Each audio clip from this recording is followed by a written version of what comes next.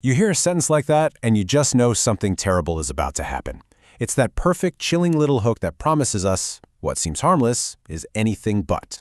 So today, we're going to dive into the really unsettling story of Belinda Jones. She's a young girl whose life gets completely turned upside down by a simple fortune-telling game that turns out to be, well, terrifyingly real. And this is more than just a ghost story, you know? It's really about knowledge and consequence and what it means to carry the burden of knowing the future.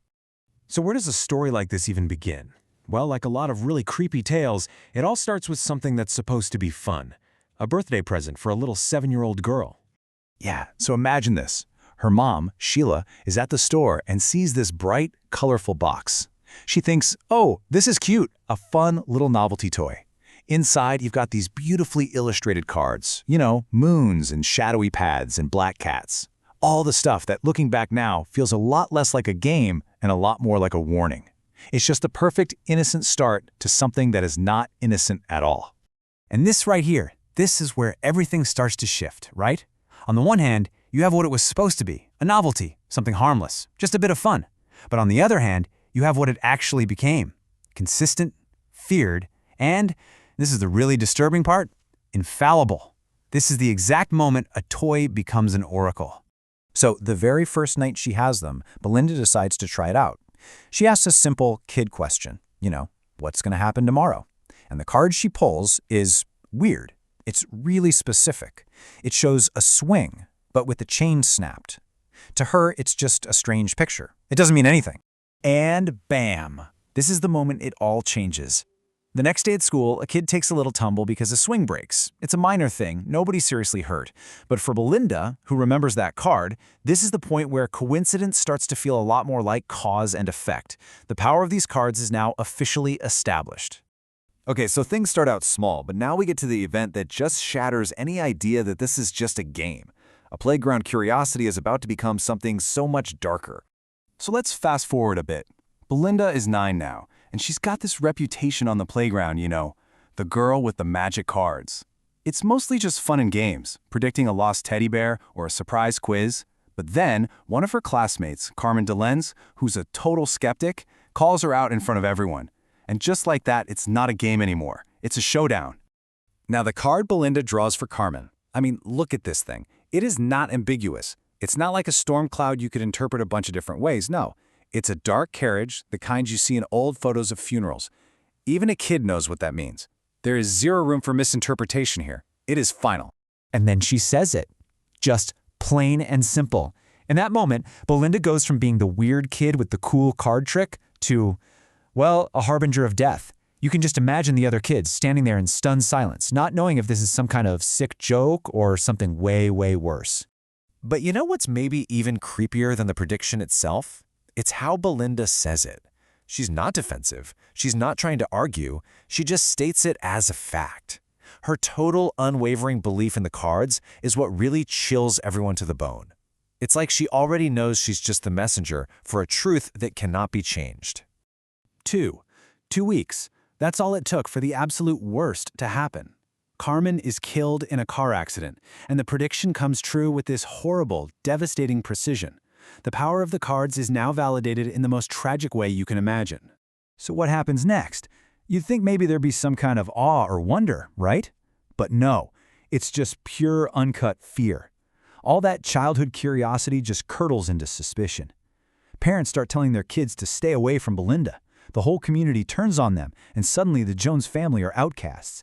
They didn't attack the message, they attacked the messenger. And it got so bad, they had no choice but to pack up and leave town. So what do? You run. The family packs up, moves to a new town called Highland, hoping for a totally fresh start. But, as they're about to find out, this wasn't a curse tied to a place. It was something they brought with them. I mean, just look at how this thing escalates. This timeline really lays out the chilling pattern. It starts at age 7 with a minor accident, right? A broken swing. Then, at age 9, it's the tragic death of a classmate. And then, not long after that, it's the sudden, unavoidable death of a teacher, an authority figure. The predictions aren't just staying consistent, they are absolutely getting worse and hitting closer and closer to home. So in this new school, Belinda is different. She's quiet, watchful. She's not really playing a game anymore. She's kind of burdened by what she knows. And she starts noticing things that nobody else seems to see.